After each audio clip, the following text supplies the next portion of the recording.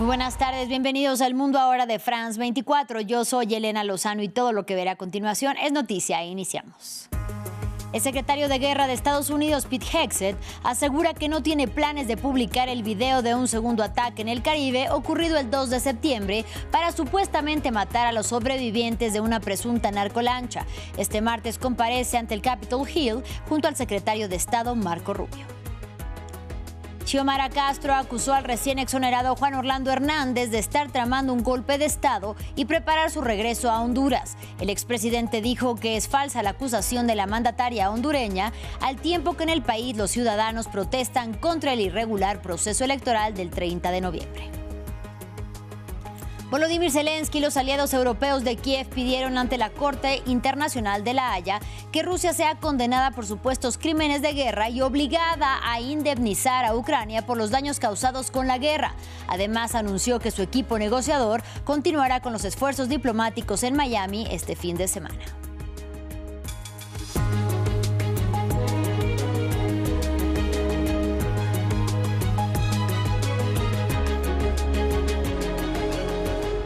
Iniciamos en Estados Unidos, sin planes de publicar el video de un segundo ataque ocurrido el 2 de septiembre contra una supuesta narcolancha para presuntamente matar a los sobrevivientes. Así lo afirmó el secretario de Guerra de Estados Unidos, Pete Hegseth, que este martes comparece ante el Congreso junto al secretario de Estado estadounidense, Marco Rubio. Ambos están frente a legisladores para explicar e intentar defender la estrategia de la administración de Donald Trump, que ha emprendido contra el narcotráfico en América Latina y que ha consistido básicamente en numerosos ataques en el Mar Caribe y el Pacífico contra quienes acusa, sin publicar pruebas, de ser narcotraficantes que transportarían drogas hacia la Unión Americana. Escuchemos. Nos dirigimos a la Cámara de Representantes para realizar una sesión informativa similar y brindar actualizaciones sobre esta misión antidrogas centrada en desmantelar la infraestructura de estas organizaciones terroristas que operan en nuestro hemisferio socavando la seguridad de los estadounidenses, amenazando, matando y envenenando a estadounidenses. Esta ha sido una misión muy exitosa que continúa y en la que seguimos trabajando. Me complace estar aquí hoy para informar al Congreso sobre su desarrollo y sus avances. Es la 22ª sesión informativa bipartidista que hemos tenido sobre una misión sumamente exitosa para contrarrestar a organizaciones terroristas designadas cárteles que traen armas, es decir, drogas al pueblo estadounidense y que los han envenenado durante demasiado tiempo. Así que estamos orgullosos de lo que estamos haciendo y podemos explicárselo directamente a estos senadores y pronto a la Cámara de Representantes, pero todo es clasificado. Por supuesto, no vamos a divulgar un vídeo ultrasecreto completo y sin editar al público en general. Mientras tanto, la administración de Donald Trump designó como organización terrorista al Clan del Golfo, el mayor grupo armado de Colombia, actualmente en conversaciones de paz con el gobierno del presidente Gustavo Petro. La medida reafirma la posición de este grupo como uno de los blancos de la arremetida de Washington contra el narcotráfico en el Pacífico y en el Caribe. En medio de esta ofensiva, las Fuerzas Armadas de Colombia reportaron la muerte de al menos 8 personas el lunes tras los ataques a 3 embarcaciones que, según afirma el gobierno republicano, transportaba drogas. Una campaña que ha dejado al menos 95 muertos en 25 ataques desde principios de septiembre, según las autoridades. Establecido en Colombia, el Clan del Golfo es una organización delictiva violenta y poderosa con miles de miembros. La principal fuente de ingresos del grupo es el tráfico de cocaína que utiliza para financiar sus actividades violentas. El Clan del Golfo es responsable de atentados terroristas contra funcionarios públicos, fuerzas del orden y personal militar, así como civiles en Colombia. En Honduras, Xiomara Castro acusó a Juan Orlando Hernández de estar tramando un golpe de Estado. Según la presidenta hondureña, el exmandatario, que fue condenado por narcotráfico y luego indultado por el gobierno de Donald Trump, estaría preparando su regreso a Honduras para proclamar como ganador de las presidenciales del 30 de noviembre a Nasri Asfura, apoyado por la Casa Blanca. En respuesta, Hernández dijo que es falsa la acusación, al tiempo que en el país los ciudadanos protestan contra el irregular proceso electoral y habrían sido reprimidos por las autoridades. Nos amplía nuestra corresponsal, Kenia Torres. Me encuentro en este momento en las afueras del Centro Logístico Electoral, el lugar de acopio de todas las actas electorales del pasado proceso eleccionario del 30 de noviembre.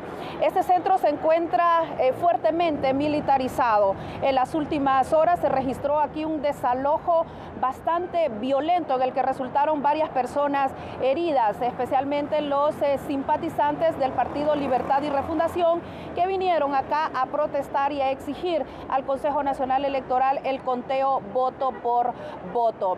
Esto provocó la reacción inmediata de la presidenta Xiomara Castro, quien lamentó los episodios de violencia y pidió la destitución inmediata de los policías involucrados en ese desalojo violento. Solo minutos después se volvió a pronunciar a través de sus redes sociales la mandataria Castro con una fuerte denuncia en contra del expresidente Juan Orlando Hernández, recientemente indultado por el presidente de los Estados Unidos, Donald Trump. Castro escribió textualmente que a partir de información de inteligencia verificada, Juan Orlando Hernández planifica su regreso al país para declarar al próximo ganador de las elecciones, denunció Xiomara Castro. También dijo que está en marcha una agresión orientada a romper el orden constitucional y a dar un golpe de Estado a su gobierno. Recordemos que Castro culmina su mandato el próximo 27 de enero. Inmediatamente también reaccionó el expresidente Juan Orlando Hernández a través de su cuenta X, negando rotundamente las acusaciones de la mandataria. Mientras esto sucede, el conteo de las actas especiales, 2.773 actas que estaba estipulado el inicio de este conteo especial para el sábado, todavía no inicia por desaveniencia de los partidos políticos. Entre tanto, el pueblo hondureño sigue exigiendo al Consejo Nacional Electoral una pronta respuesta. Este organismo tiene hasta el 30 de diciembre como fecha límite para hacer una declaratoria de quién será el próximo presidente de Honduras. Vamos a Colombia. Un atentado en Cali, la tercera ciudad más poblada del país, causó la muerte de 2 policías. Cuando patrullaban por una avenida la madrugada de este martes, una explosión sacudió al barrio Mariano Ramos en el suroriente de Cali. Se trata de Jorge Leandro Gómez Ochoa, de 36 años, y de Robert Steven Melo, de 33, quienes murieron en una clínica después de ser auxiliados. Un segundo artefacto explotó en otro barrio cercano sin causar víctimas mortales. Autoridades investigan si los autores del atentado son las disidencias o la guerrilla del Ejército de Liberación Nacional, el ELN, que el domingo inició un paro armado de 72 horas contra las amenazas de la administración de Donald Trump. En más información, América Latina tendría 3 años de crecimiento económico casi intacto, según proyecta la Comisión Económica para América Latina y el Caribe, la CEPAL. El organismo dependiente de Naciones Unidas prevé para 2025 un alza del Producto Interno Bruto regional del 2,4%, ligeramente por encima del de 2024, y el que se espera para el próximo año de un 2,3%. Venezuela, Paraguay, Argentina y Costa Rica lideran el resultado de este año, mientras que Cuba y Haití serían los únicos cuya economía está encaminada a decrecer. En otros temas, en La Haya fue creada la Comisión Internacional de Reclamaciones, que permitirá a los ucranianos presentar reclamaciones por las pérdidas sufridas desde febrero del 2022, cuando inició la guerra con Rusia.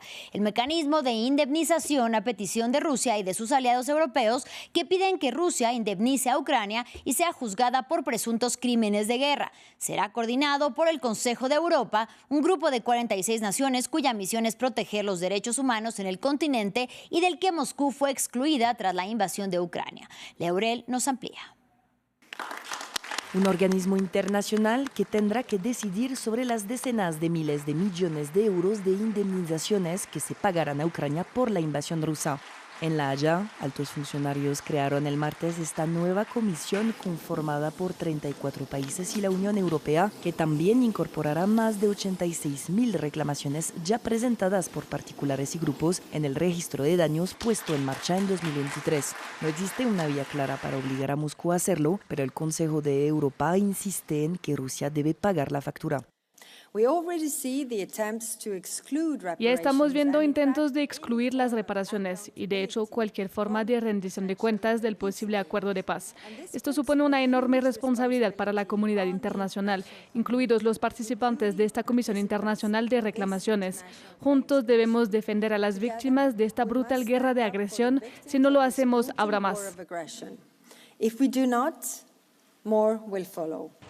Sin embargo, el principal punto de fricción será encontrar los fondos necesarios para las reparaciones. Los líderes de la Unión Europea deben decidir sobre el uso de los activos rusos congelados en una cumbre que comienza el jueves, una decisión crucial, según el presidente ucraniano Volodymyr Zelensky.